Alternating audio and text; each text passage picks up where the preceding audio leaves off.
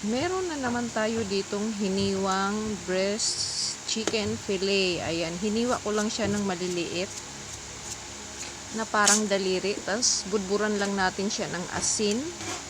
Tapos ng paminta na powder. Ayan. Favorite namin ito kasi crunchy siya. Unya. Tapos madaling gawin.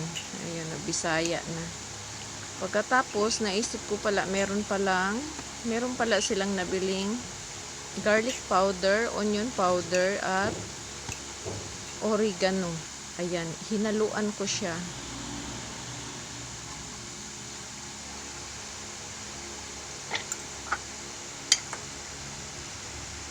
Ayan, ihalo natin yung chicken skin.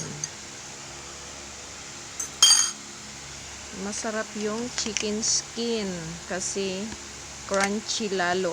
Ayan na yung ating onion powder. Onion powder ba yan? Or ang garlic. Ayan, tama. Garlic powder, tapos yung oregano. Ang bangon niya nung naprito na. Ngayon lang ako nagdagdag ng oregano leaves, garlic powder, at onion powder. Kasi hindi ako bumibili niyan. Gusto ko yung talagang hinihiwa na onion at garlic.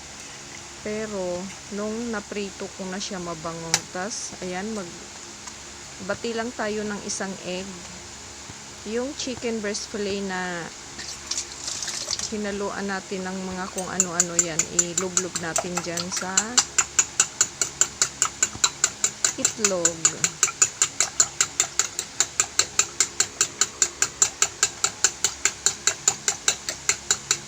Ayan, batihin lang natin ng maayos para walang buo-buo.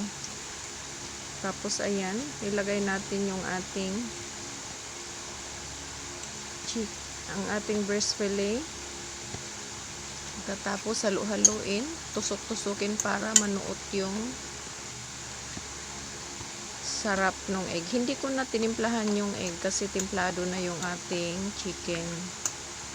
Marami ng timpla yun.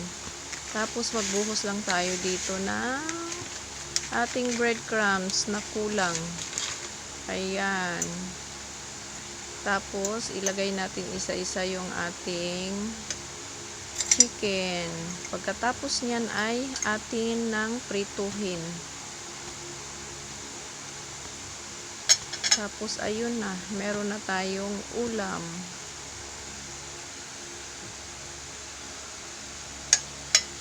Tipid po ito kahit 1/4 lang na breast chicken fillet. Marami ka nang magawa.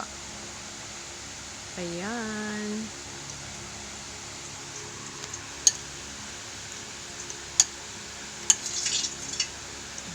Iprito na natin. Ayan na siya. May ulam na tayo.